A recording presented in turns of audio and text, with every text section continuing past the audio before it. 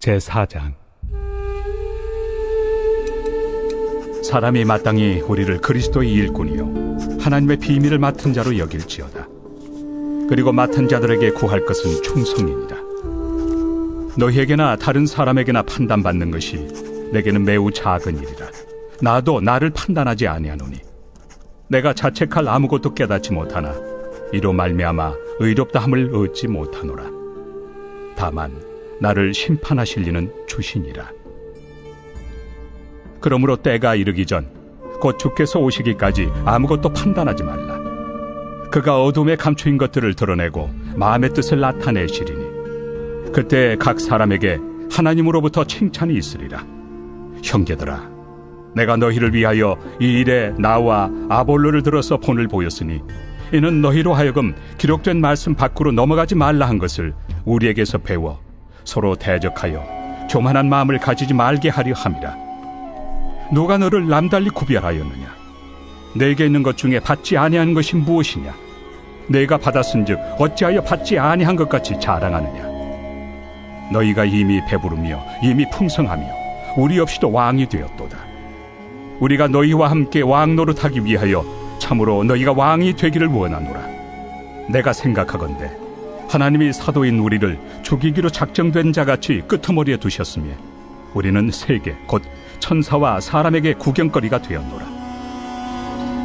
우리는 그리스도 때문에 어리석으나 너희는 그리스도 안에서 지혜롭고 우리는 약하나 너희는 강하고 너희는 존귀하나 우리는 비천하여 바로 이 시각까지 우리가 줄이고 목마르며 헐벗고 매맞으며 정처가 없고 또 수고하여 친히 손으로 일을 하며 모욕을 당한 즉 축복하고 박해를 받은 즉 참고 비방을 받은 즉 권면하니 우리가 지금까지 세상의 더러운 것과 만물의 찌꺼기같이 되었도다. 내가 너희를 부끄럽게 하려고 이것을 쓰는 것이 아니라 오직 너희를 내 사랑하는 자녀같이 권하려 하는 것이라. 그리스도 안에서 일만 스승이 있으되 아버지는 많지 아니하니 그리스도 예수 안에서 내가 복음으로써 너희를 낳았습니다. 그러므로 내가 너희에게 권하노니 너희는 나를 본받는 자가 되라. 이로 말미암아 내가 주 안에서 내 사랑하고 신실한 아들 디모데를 너희에게 보내었으니 그가 너희로 하여금 그리스도 예수 안에서 나의 행사 곧 내가 각처 각 교회에서 가르치는 것을 생각나게 하리라. 어떤 이들은 내가 너희에게 나아가지 아니할 것 같이 스스로 교만하여졌으나 주께서 허락하시면 내가 너희에게 속히 나아가서 교만한 자들의 말이 아니라 오직 그 능력을 알아보겠으니 하나님의 나라는 말에 있지 아니하고 오직 능력에 있습니다. 너희가 무엇을 원하느냐? 내가 매를 가지고 너희에게 나아가리야. 사랑과 온유한 마음으로 나아가리야.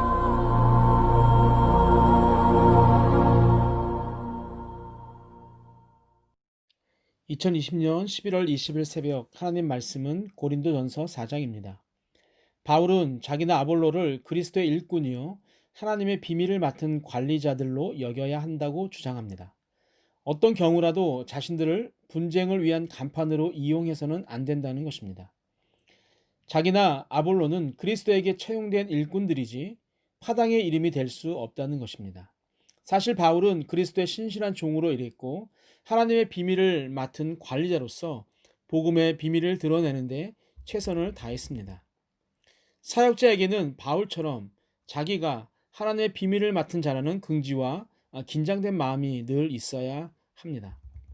고린도 교회 파벌들 가운데 바울파 외에 다른 사람들은 바울을 비판했던 것 같습니다.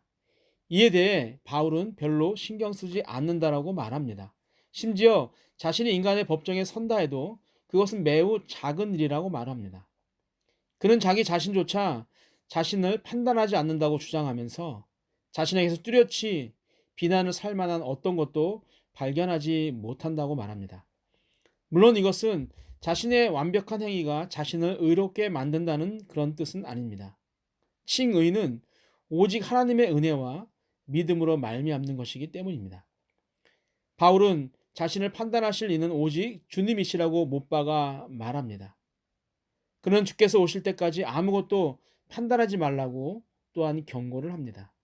여기에는 자기의 속마음과 속뜻을 주밖에는 아무도 알 수 없다는 의미가 담겨져 있습니다.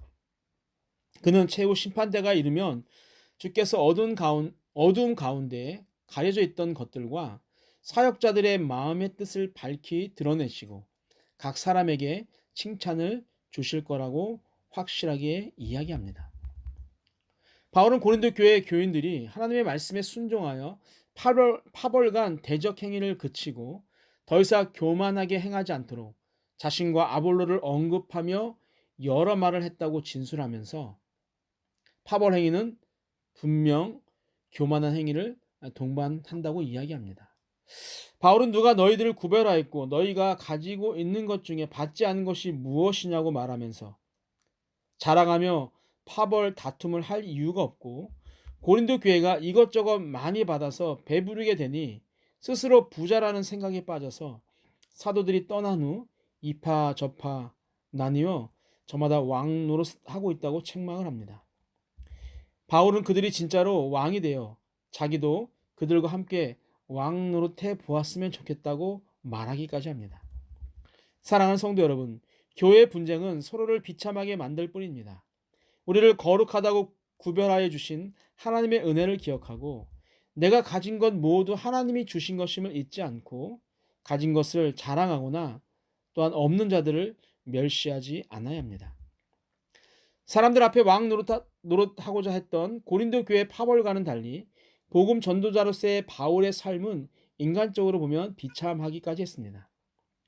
그와 그의 동료들은 사도 곧 만물의 통치권자인 그리스도의 특사였음에도 불구하고 마치 하나님이 죽이시기로 작정하신 것 같았고 온 세상 곧 하늘의 천사들과 사람들에게 구경거리가 되어 버리고 말았습니다.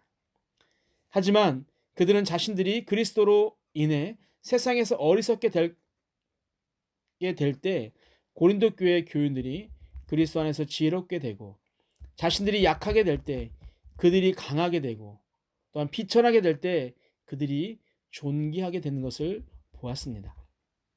그렇습니다. 우리가 어떤 권세와 영광과 존귀를 얻기 위해 교회 일꾼이 되려고 한다면 그것은 잘못된 생각입니다. 교회 일꾼은 자신을 위해서가 아니라 하나님의 백성들을 위해 세움받은 자이기 때문입니다. 바울은 사도로서 수없이 많은 고난을 감수해야 했습니다. 줄이고 목마르며 헐벗고 매맞으며 정처 없이 떠돌아다녀야 했고 수고하며 직접 손으로 일을 해야 생존해 갈 수 있었습니다. 하지만 그런 가운데서도 바울은 사도의 도리를 한순간도 잊지 않았습니다. 그는 오히려 욕을 먹을 때 축복하였고 핍박을 당할 때 참았고 또 비방을 당할 때 그들을 선하게 응답했습니다. 그는 얼마나 심한 고생을 했는지 자신이 세상의 쓰레기처럼 만물의 찌꺼기처럼 되었다고 고백을 합니다. 하지만 이것은 그가 불평해서 하는 말은 아니었습니다. 바울이 자신이 당한 고난을 언급한 것은 14절을 보면 고린도 교회 교인들을 부끄럽게 하려고 한 것이 아니라 아버지의 심정으로 권하려 하는 것임을 분명히 말하고 있습니다. 그리고 15절에서 그는 교회 안에 1만 스승은 있는데 아버지는 많지 않음을 한탄하고 있습니다. 그는 자신이 그리스도 안에서 그들을 낳았다고 담대하게 말하면서 그 시대 스스로 스승이 되고자 했던 자들과는 차별됨을 말하면서 자신이 낳은 믿음의 자녀들인 고린도 교회 교인들에게 자신을 본받으라고 권면을 합니다.